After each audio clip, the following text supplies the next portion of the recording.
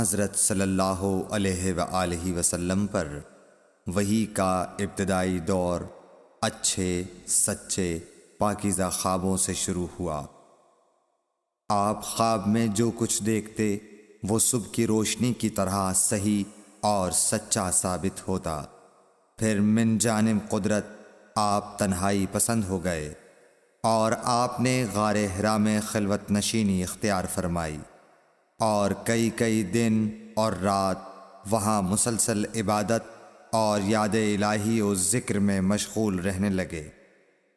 جب تک گھر آنے کو دل نہ چاہتا توشہ ہمراہ لیے ہوئے وہاں رہتے۔ توشہ ختم ہونے پر ہی اہلیہ محترمہ حضرت خدیجہ رضی اللہ تعالی عنہا کے پاس تشریف لاتے اور کچھ توشہ ہمراہ لے کر پھر وہاں جا کر خلوت گزین ہو جاتے۔ یہی طریقہ جاری رہا یہاں تک کہ آپ پر حق منکشف ہو گیا اور آپ غار حرا ہی میں قیام پذیر تھے کہ اچانک حضرت جبرائیل علیہ السلام آپ کے پاس حاضر ہوئے اور کہنے لگے کہ اے محمد پڑھو۔ آپ فرماتے ہیں کہ میں نے کہا کہ میں پڑھنا نہیں جانتا۔ آپ صلی اللہ علیہ وسلم فرماتے ہیں کہ فرشتے نے مجھے پکڑ کر اتنے زور سے بھینچا کہ میری طاقت جواب دے گئی۔ پھر مجھے چھوڑ کر کہا پڑھو۔ میں نے پھر وہی جواب دیا کہ میں پڑھا ہوا نہیں ہوں۔ اس فرشتے نے مجھ کو نہایت ہی زور سے بھینچا کہ مجھ کو سخت تکلیف محسوس ہوئی۔ پھر اس نے کہا کہ پڑھ۔ میں نے کہا میں پڑھا ہوا نہیں ہوں۔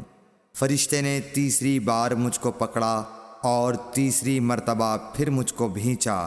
پھر مجھے چھوڑ دیا اور کہنے لگا کہ پڑھو اپنے رب کے نام کی مدد سے جس نے پیدا کیا اور انسان کو خون کی پھٹکی سے بنایا۔ پڑھو اور آپ کا رب بہت ہی مہربانیاں کرنے والا ہے۔ بس یہی آیتیں آپ حضرت جبرائیل علیہ السلام سے سن کر اس حال میں غار حرا سے واپس ہوئے کہ آپ کا دل اس انوکھے واقعے سے کانپ رہا تھا۔ آپ حضرت خدیجہ کے ہاں تشریف لائے اور فرمایا کہ مجھے کمبل اوڑھا دو، مجھے کمبل اوڑھا دو۔ لوگوں نے آپ کو کمبل اوڑھا دیا۔ جب آپ کا ڈر جاتا رہا تو آپ نے اپنی زوجہ محترمہ حضرت خدیجہ رضی اللہ تعالی عنہا کو تفصیل کے ساتھ یہ واقعہ سنایا اور فرمانے لگے کہ مجھ کو اب اپنی جان کا خوف ہو گیا ہے۔ آپ کی اہلیہ محترمہ حضرت خدیجہ رضی اللہ تعالی عنہا نے آپ کی ڈھارس بندھائی اور کہا کہ آپ کا خیال صحیح نہیں ہے۔ اللہ کی قسم آپ کو اللہ کبھی رسوا نہیں کرے گا۔ آپ تو اخلاق فاضلہ کے مالک ہیں۔ آپ تو کنبہ پرور ہیں، بے کسوں کا بوجھ اپنے سر پر رکھتے ہیں، مفلسوں کے لیے آپ کماتے ہیں، مہمان نوازی میں آپ بے مثال ہیں اور مشکل وقت میں آپ امر حق کا ساتھ دیتے ہیں۔ ایسے اوصاف حسنہ والا انسان یوں بے وقت ذلت و خواری کی موت نہیں پا سکتا۔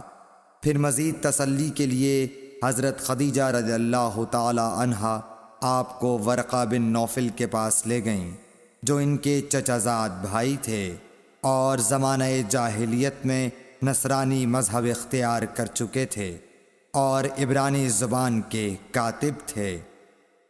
چنانچہ انجیل کو بھی حسب منشائے خداوندی عبرانی زبان میں لکھا کرتے تھے۔ انجیل سریانی زبان میں نازل ہوئی تھی، پھر اس کا ترجمہ عبرانی زبان میں ہوا۔ ورقہ اسی کو لکھتے تھے۔ وہ بہت بوڑھے ہو گئے تھے، یہاں تک کہ ان کی بینائی بھی رخصت ہو چکی تھی۔ حضرت خدیجہ رضی اللہ تعالی عنہا نے ان کے سامنے آپ کے حالات بیان کیے اور کہا کہ اے چچا زاد بھائی، اپنے بھتیجے محمد صلی اللہ علیہ وسلم کی زبانی ذرا ان کی کیفیت سن لیجئے۔ وہ بولے کہ بھتیجے آپ نے جو کچھ دیکھا ہے اس کی تفصیل سناؤ۔ چنانچہ آپ صلی اللہ علیہ وآلہ وسلم نے از اول تا آخر پورا واقعہ سنایا، جسے سن کر ورقہ بے اختیار ہو کر بول اٹھے کہ یہ تو وہی ناموس معزز رازدان فرشتہ ہے جسے اللہ نے حضرت موسیٰ علیہ السلام پر وحی دے کر بھیجا تھا۔ کاش میں آپ کے اس عہد نبوت کے شروع ہونے پر جواں عمر ہوتا، کاش میں اس وقت تک زندہ رہتا جب کہ آپ کی قوم آپ کو اس شہر سے نکال دے گی۔ رسول کریم صلی اللہ علیہ وآلہ وسلم نے یہ سن کر تعجب سے پوچھا کہ کیا وہ لوگ مجھ کو نکال دیں گے، حالانکہ میں تو ان میں صادق و امین و مقبول ہوں۔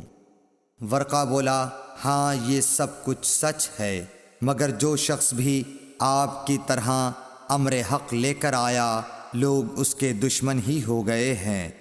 اگر مجھے آپ کی نبوت کا وہ زمانہ مل جائے تو میں آپ کی پوری مدد کروں گا، مگر ورقہ کچھ دنوں کے بعد انتقال کر گئے، پھر کچھ عرصے تک وحی کی آمد موقوف رہی۔ صحیح بخاری حدیث نمبر 3۔